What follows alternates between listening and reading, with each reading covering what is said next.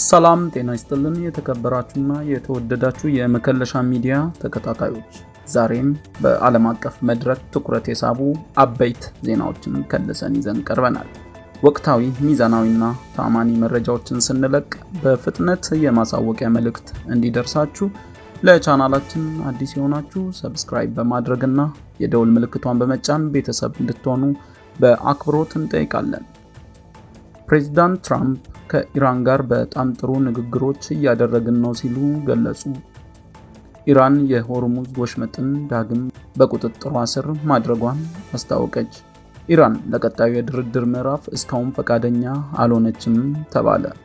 በሌላ በኩል የኢራን ፓርላማ የህንድ መርከቦች የኢራን አየር ክልል፣ ሩሲያና ዩክሬን፣ ጀርመን፣ ጃፓንና አውስትራሊያ እንዲሁም በሊባኖስ የተኩስ አቁም ቢደረግም የሰዎች ህይወት የቀጠፉ ክስተቶች እየተመዘገቡ ነው መባሉንና የቀድሞ የአሜሪካ ምክትል ፕሬዝዳንት ካማላ ሃሪስ ትራምፕ ወደ ጦርነት ተጎተው የገቡት በኔታንያሁ ነው ብለዋል። እነዚህንና ዝርዝር ሀሳቦችን ይዘን እንመለሳለን። መከለሻ ሚዲያን ሰብስክራይብ እያደረጋችሁ ቤተሰቡ ነው። ፕሬዝዳንት ትራምፕ ከኢራን ጋር በጣም ጥሩ ንግግሮች እያደረግን ነው ሲሉ የገለጹ ሲሆን የአሜሪካው ፕሬዝዳንት ዶናልድ ትራምፕ ዋሽንግተን ከቴህራን ጋር ውጤታማ ንግግሮችን እያደረገች መሆኑን አስታውቀዋል። በትላንትናው ዕለት በኦቫል ኦፊስ በሰጡት መግለጫ በጣም ጥሩ ንግግሮች እየተካሄዱ ነው፣ ነገሮችም በጥሩ ሁኔታ እየሄዱ ናቸው። ለ47 ዓመታት ሲያደርጉት እንደነበረው ትንሽ ሊበልጡን ሞክረው ነበር፣ ነገር ግን ማንም ተጋፍጧቸው አያውቅም፣ እኛ ግን ተጋፈጥናቸው ብለዋል። ትራምፕ አክለውም ኢራን በአሁኑ ወቅት የባህር ኃይል የአየር ኃይልም ሆነ መሪ የላትም ካሉ በኋላ ሁኔታው በግዴታ የመጣ የስርዓት ለውጥ ኢንፎርስድ ሪጅም ቼንጅ እንደሆነ ገልጸዋል። ኢራን የሆርሙዝ ወሽመጥን ዳግም በቁጥጥሯ ስር ማድረጓን አስታውቃለች። የኢራን እስላማዊ አብዮታዊ ዘበኛ IRGC የሆርሙዝ ወሽመጥ ወደ ቀድሞ ሁኔታው መመለሱንና በአሁኑ ወቅት በኢራን የታጠቁ ኃይሎች ጥብቅ ቁጥጥር ስር መሆኑን ገልጿል። ይህ የተገለጸው አሜሪካ በኢራን ወደቦች ላይ የባህር ላይ እገዳ መጣሏን ተከትሎ ነው። አሜሪካ ወደ ኢራን የሚገቡና የሚወጡ መርከቦች ሙሉ የመንቀሳቀስ ነፃነት እስካልሰጠች ድረስ በስትራቴጂካዊ ወሽመጥ ላይ ያለው ጥብቅ ቁጥጥር እንደማይላላ IRGC አስታውቋል። ኢራን ለቀጣዩ የድርድር ምዕራፍ እስካሁን ፈቃደኛ አልሆነችም ተብሏል። የኢራን ታስኒም የዜና ወኪል እንደዘገበው ቴህራን እስካሁን ከአሜሪካ ጋር ለሚደረገው ቀጣይ የድርድር ዙር ፈቃደኛ አልሆነችም። ለዚህም እንደ ምክንያት የቀረበው አሜሪካ በኢራን ወደቦች ላይ የጣለችው እገዳና በንግግሮቹ ወቅት የምታቀርባቸው ከመጠን ያለፉ ጥያቄዎች ናቸው። ኢራን ድርድሩ እንዲቀጥል አሜሪካ እብሪተኛ ጥያቄዎቿን ማቆም አለባት የሚል መልእክት በፓኪስታን አምባሳደሮች በኩል ለዋሽንግተን ማስተላለፏ ተዘግቧል። የኢራን ፓርላማ አፈጉባኤ መሐመድ ባጋር ቃሊባፍ በንግግሮቹ ላይ መሻሻሎች ቢታዩ በቴህራን በዋሽንግተንና መካከል አሁን ትልቅ ልዩነቶች መኖራቸውን ተናግረዋል። ሁለት የህንድ መርከቦች በኢራን ባህረ ኃይል ተገደው ከሆርሙዝ ወሽመጥ ወደ ምዕራብ አቅጣጫ እንዲመለሱ መደረጋቸውን ተዘግቧል። የኢራን አየር ክልል ኢራን ከፊል የአየር ክልሏን የተወሰኑ አውሮፕላን ማረፊያዎችን በድጋሚ ክፍት ማድረጓን አስታውቃለች። በሌላ በኩል ሩሲያና ዩክሬን የሩሲያው የውጭ ጉዳይ ሚኒስትር ሰርጌይ ላቭሮቭ ከዩክሬን ጋር በኢስታንቡል ሊደረግ የሚችለውን ድርድር በበጎ እንደሚመለከቱትም ገልጸዋል። ወደ ጀርመን ስናቀና በሺዎች የሚቆጠሩ ጀርመናውያን የመንግስታቸውን የኤነርጂ ፖሊሲ በመቃወም አደባባይ ወጥተው ሰላማዊ ሰልፍ ያደረጉ ይገኛሉ። እስርም በተመለከተ የኢራን አብዮታዊ ዘበኛ ከብሪታንያ፣ አሜሪካና እስራኤል ጋር ግንኙነት አላቸው ያላቸውና ጥቃትን ለማድረስ ሲያሴሩ ነበሩ ያላቸውን 127 ሰዎች ማሰሩን አስታውቋል። ወደ ጃፓንና አውስትራሊያ ስናቀና ሁለቱ ሀገራት በ14.4 ቢሊዮን ዶላር ወጪ ዘመናዊ የጦር መርከቦችን በጋራ ለማልማት የሚያስችል የመከላከያ ስምምነት ተፈራርመዋል።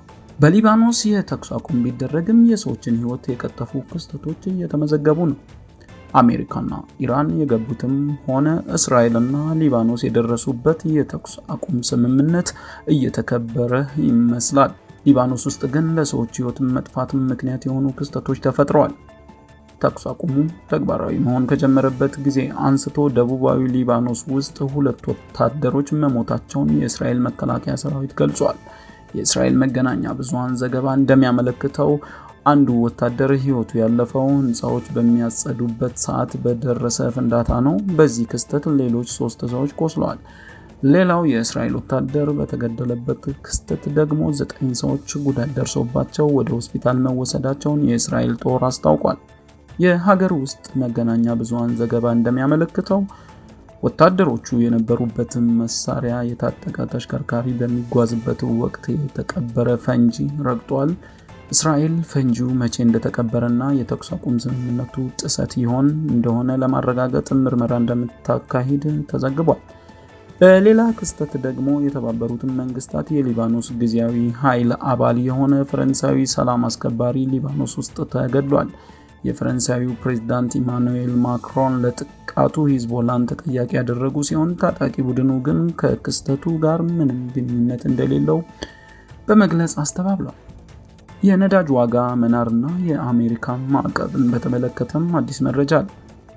መካከለኛው ምስራቅ በአሜሪካ እስራኤልና ኢራን መካከል የተቀሰቀሰውን ጦርነት ተከትሎ የዓለም ነዳጅ ዋጋ በከፍተኛ ሁኔታ እየጨመረ ይገኛል። በትላንትናው ዕለት ትራምፕ በሩሲያ ነዳጅ ላይ የጣለውን የማዕቀብ ነፃነት ኤግዘምፕሽን አራዝመዋል። በአሁኑ ወቅት በአሜሪካ የነዳጅ ዋጋ በ30 በመቶ የጨመረ ሲሆን 1 ጋሎን መደበኛ ነዳጅ $4 በላይ እንዲሁም ዲዝል $5 በላይ እየተሸጠ መሆኑን የኤኤኤ መረጃ ያመለክታል። በመጨረሻም የቀድሞ የአሜሪካ ምክትል ፕሬዝዳንት ካማላ ሃሪስ ትራምፕ ወደ ጦርነት ተጎትተው የገቡት በቤንጃሚን ኔታንያሁ ነው አሉ። የቀድሞ ምክትል ፕሬዝዳንት ካማላ ሃሪስ ዶናልድ ትራምፕ በእስራኤል ጠቅላይ ሚኒስትር ቤንጃሚን ኔታንያሁ ተጎትተው ከኢራን ጋር የሚደረገው ጦርነት ውስጥ ገብተዋል ሲሉ ተናግረዋል። ካማላ ይህን አስተያየታቸውን ያሰሙት ትናንት ቅዳሜ በተካሄደ አንድ የገቢ ማሰባሰቢያ ዝግጅት ላይ ባደረጉት ንግግር ነው። ወደ ጦርነት ገብተዋል የገባውም በቤንጃሚን ኔታንያሁ ተጎትቶ ነው። ስለዚህ ጉዳይ ግልጽ መሆን አለብን። አሜሪካውያን የማይፈልጉት ጦርነት ውስጥ ነው የገባው። የአሜሪካ የሰራዊት አባላትን ሕይወት አደጋ ላይ ጥሏል ብለዋል። ፕሬዚዳንት ትራምፕ ለካማላ ሃሪስ ንግግር በቀጥታ ምላሽ ባይሰጡም እስራኤል ታላቅ አጋር መሆኗን የሚገልጽ ጽሑፍ በማህበራዊ ሚዲያ ገጻቸው ላይ አጋርተዋል። ሰዎች እስራኤልን ወደዱም አልወደዱም የዩናይትድ ስቴትስ ኦፍ አሜሪካ ታላቅ አጋር መሆኗን አስመስክራለች። ደፋር፣ ቆራጥ፣ ታማኝና ብልህ ናቸው ሲሉ አወድሰዋል። ትራምፕ አክለውም በግጭትና ውጥረት ሰዓት ላይ ከሌሎች በተቃራኒ እውነተኛ ቀለማቸውን አሳይተዋል። እስራኤል በጥንካሬ ትዋጋለች፣ እንዴት እንደምታሸንፍም ታውቃለች ብለዋል። ክቡራን ተመልካቾቻችን ለሚያዝያ 11 2018 ዓ.ም ያዘጋጀነው ሰበር መረጃዎች ተከልሰው ወደ እናንተ ቀርበዋል። የተከታተላችሁትንም ይመስል ነበር። በቀጣይ አዳዲስ መረጃ እንዲደርሳችሁ በሁሉም የማህበራዊ ሚዲያዎች ያሉትን አካውንታችንን ላይክ፣ ሼር፣ ኮሜንት እና ሰብስክራይብ እያደረጋችሁ ቤተሰቡን ቸር ያቆየን።